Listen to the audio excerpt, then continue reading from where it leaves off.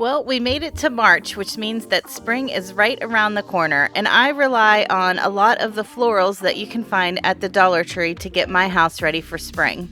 Hey everyone, welcome back to my channel. If you're new here, my name's Jess, and I like to make home decor on a budget, and if you do too, then let's get started.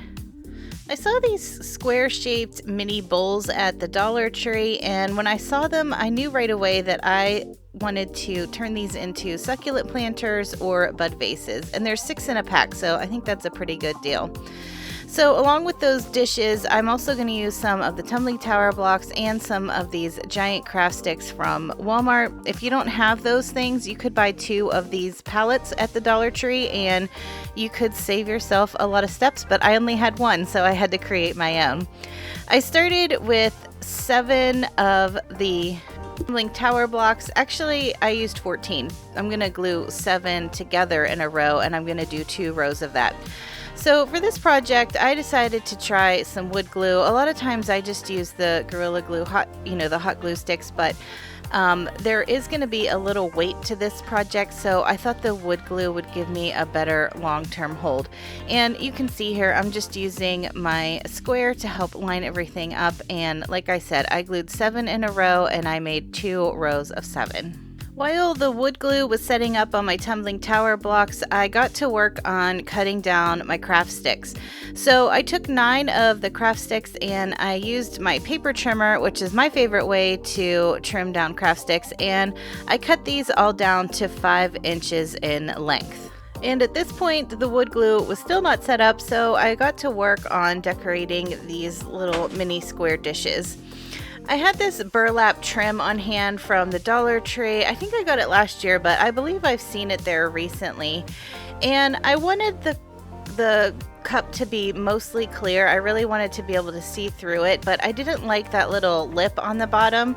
So that's why I decided to take this trim and just run a piece around the bottom of 3 of the cups. And since there were 6 cups in this pack, I do have little bonus projects at the end of this video where I use the other 3 cups for something else. And while I'm gluing this trim on the cups, I'll just mention that this video is actually part of a collab with one of my friends here on YouTube, but I'll get into the details about that a little later. After my wood glue had dried, then it was time to start assembling this little mini pallet ladder type of thing. So I used my square ruler again, and I put both sets of my tumbling tower blocks on the square just to keep them even, and I pre-laid out the craft sticks just to get a good idea of the spacing that I would need in between each craft stick. And anytime that I do something like this where I have to space things out, I always glue the bottom one first, and then I go back through and I glue the top one down. That way it kind of stabilizes the piece, and then I can go back and forth. So now I'll go back to the bottom one and glue the next one to the bottom, and then I'll go back up and glue the next one to the top, and I just keep going back and forth like that until I get to the middle. And then that way it helps me judge when I need to add a little more space in between one of the sticks or when I need to make it a little smaller. After everything was set up, then I went in with some paint and I decided to give this a pretty heavy dry brushing. I wouldn't say I gave it a full coat. I wanted some of that wood grain to show through, and of course I'm using the Plaster Color by Waverly because you all know that's my favorite color. But this is definitely something you could customize to fit your style if you wanted to paint it a nice big bold color, or you could even stain it and really show off the wood grain of the craft sticks. I wanted to add the rope hanger before I finished this project, and there was a nice little space on the back side where a rope would tuck in nicely. This rope I actually got from Amazon. It's not the nautical rope from the Dollar Tree, but you could definitely use that too. I just like this one because it's a little thinner than the nautical rope, and you can see it just tucked up against those tumbling tower blocks, and then I added a bunch of glue on top just to make sure it was secure. Now I was ready to start adding in the cups, so I laid them out first just to get an idea of how I wanted them spaced out, and I also put them on an angle just to make it more interesting. And I'm using this Fix-All adhesive from the Dollar Tree, which is very similar to the E6000 glue. And I added a little dab on the back, and I knew I would be able, you could see it through the cup, but that was okay because I was going to be filling the cups up anyway, and I knew I would be able to cover up the little blob that you would see. But because these are plastic, I figured the Fix-All adhesive would adhere a little better to the plastic than just using hot glue. I decided to keep the decorating simple for mine, so I added some river rock to each cup, and then I added one clip of a sprig of flowers to each cup also. But another idea I had was, if you are a beach goer, you could collect sand from your favorite beaches and fill the cups with sand from the beaches and add some seashells for a nautical look.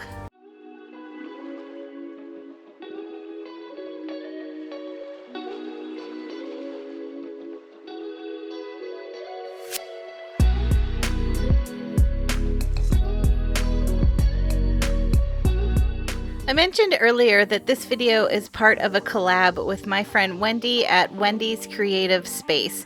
She has a really cute channel. She does some of the cutest projects, so make sure after you're done watching this video, you hit the description box for the link to her video and check out her channel and tell her I said hi. When I saw these little square boxes at the Dollar Tree, I knew right away that I wanted to create a mini hanging planter with them.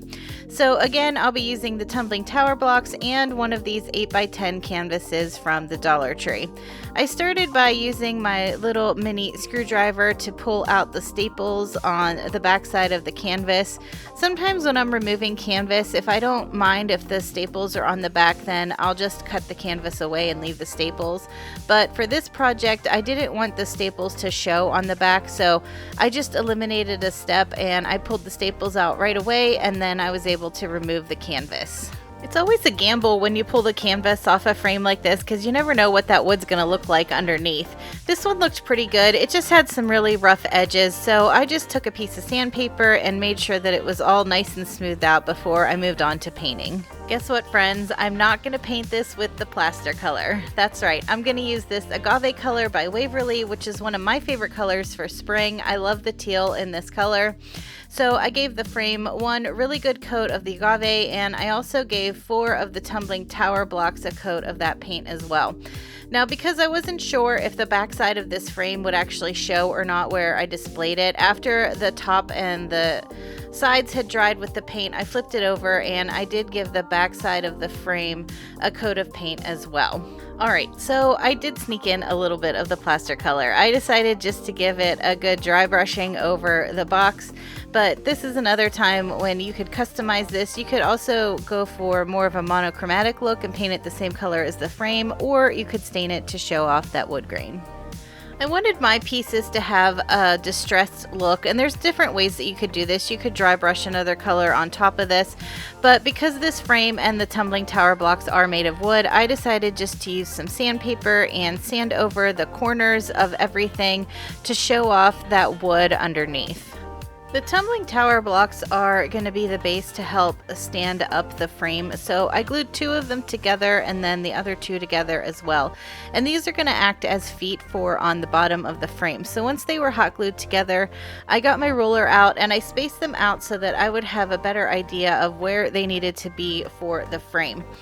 And then all I had to do was add a little hot glue to the bottom of the frame and stand it up on top of the blocks.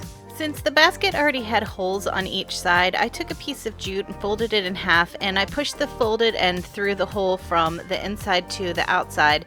And then I was able to pull the tails of the jute through the loop to connect the jute to the sides of the crate. And I needed 2 tails coming out from each side so that I could connect it to the frame a little easier.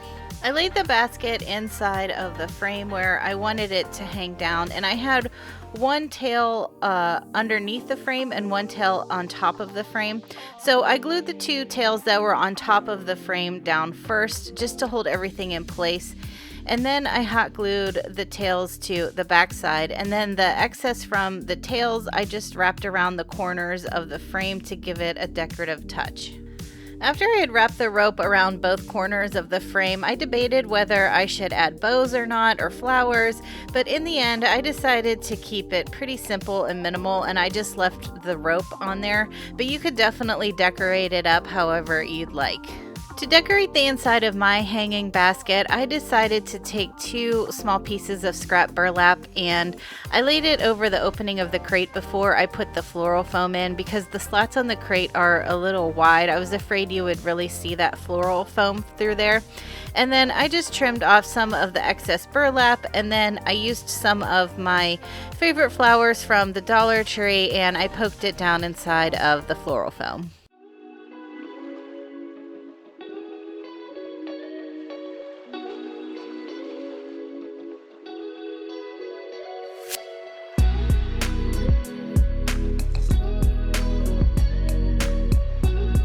If you like this video, make sure you give it a thumbs up and subscribe to my channel if you haven't already. And if you're on Instagram, come follow me at GlueLaLa. I try to post fun things over there every day. These new little tin containers that they have at the Dollar Tree are so cute, and I was so excited to find them at my local store. And when I saw them, I knew right away that I wanted to create a plant stand out of one of them.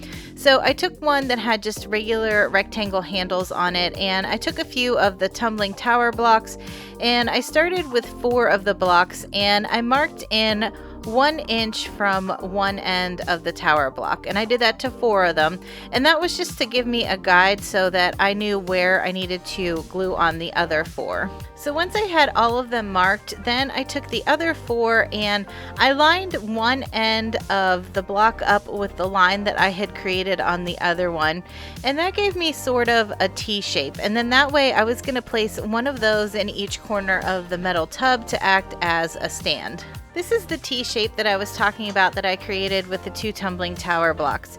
So after I had created all 4 of the legs for this tub, I used some of that Fix-All adhesive again and I put it in the corner of the tub, and I kind of used my finger to smash it around so that it would really get on the lip of the tub.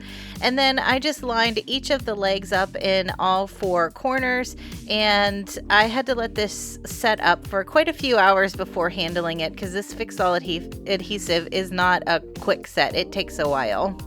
But because the tub was metal, I knew if I used hot glue, it would probably just pop off. I think this plant stand looks cute as is, but I decided to jazz mine up a little with these rub-on transfers from the Dollar Tree. I got 2 packs of these last year and I haven't seen them in my store since, and that was the only time that I found them, so I kind of have been hoarding onto them because I don't want to waste them on projects. But I thought these little greenery leaves would look so cute, kind of dispersed around the tub, but because I don't have many of them, I actually only put leaves on the front side of my tub.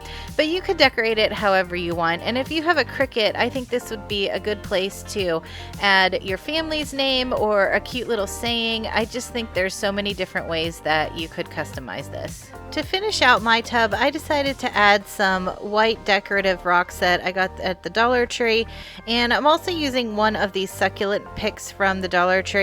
The stem on this pick is a little too long and it looks really thick, but there's actually just one single wire inside, so it's actually really easy to clip it off.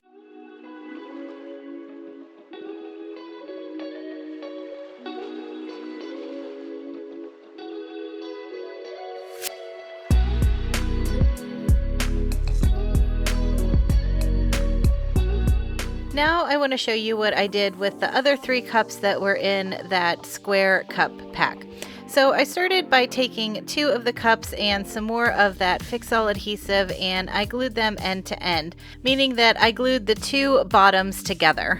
While that glue was setting up, I took this lavender color by Waverly and I gave this single cup 2 coats of the paint, and I made sure that I let the paint dry really well in between each coat because this was plastic, so if the paint wasn't completely dry, it probably would have been more streaky.